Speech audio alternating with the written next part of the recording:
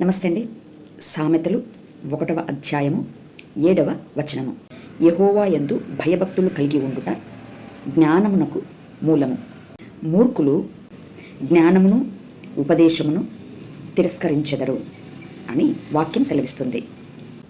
ఇంతకు పంచభూతాలను ఉపాధిగా చేసుకుని వాటిలో నివసించుచున్నటువంటి మానవుడికి దేవుడి యందు ఎప్పుడు భయభక్తులు కలుగుతాయి? ఈ భయభక్తులు అనేటివి దేనిని సూచిస్తున్నాయి అంటే, భయం అనేది ఈ దేహ స్వభావమునకు ఆధారమైనటువంటి ప్రాణమునకు, భక్తి అనేది దానిని విడిచినటువంటి మనస్సుకు కలిగి ఉండాలి. అయితే మూర్ఖులు అంటే లోకమందున్నటువంటి వారు, అనగా పాపపు నియమము కలిగినటువంటి ప్రాణముతో జతకట్టినటువంటి మనస్సు కలిగినటువంటి వారు ఈ మాటలను అంగీకరించలేరు. కారణం, వారు ప్రకృతి సంబంధులు అయి ఉంటారు కాబట్టి.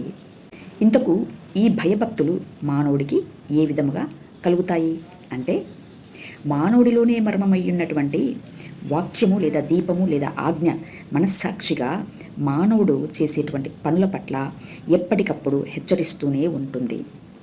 ఇది తప్పు, ఇది చేయకూడదు, ఇది తప్పు, ఇది చేయకూడదు అని. అయినా కూడా చేయకూడని వాటిని మానవుడు చేస్తూ ఉండగా ఒకనాటికి తాను చేసినటువంటి అతిక్రమములకు తప్పకుండా మూల్యం చెల్లించాల్సినటువంటి కాలము వస్తుంది.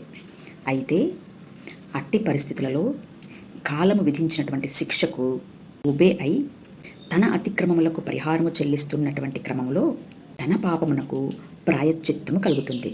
ఇట్టి జీవన విధానములో మన పాపమునకు ప్రాయశ్చిత్తము కలిగేటువంటి క్షణమునకు ముందుగా మానవుడిలో భయము అనేది, ఆ భయం ఎలా ఉంటుంది అంటే, మానవుడిలో భూకంపము వచ్చినప్పుడు ఉండేటువంటి అనుభవ స్థితి కలుగుతుంది.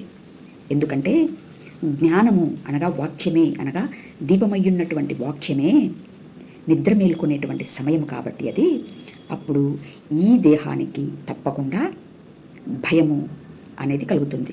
కనుక ఎప్పుడైనా ఎవరైనా వాక్యము వినేవారు వాక్యము వింటున్నప్పుడు అట్టి భయము గిన కలిగితే మరేమీ పర్వాలేదు.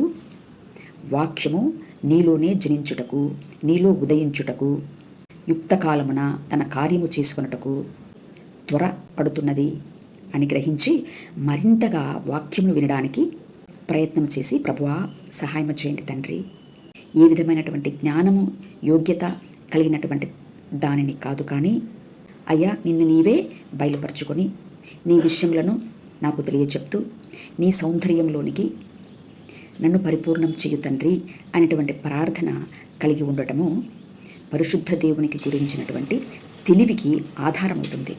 కాబట్టి ఈ రీతిగా మన జీవన విధానాలు ఉండాలని, సత్యాన్ని అన్వేషించేటువంటి వారికి, క్రీస్తును కనుగొనడానికి ప్రయత్నం చేసేటువంటి వారికి ఈ మా మాటలు.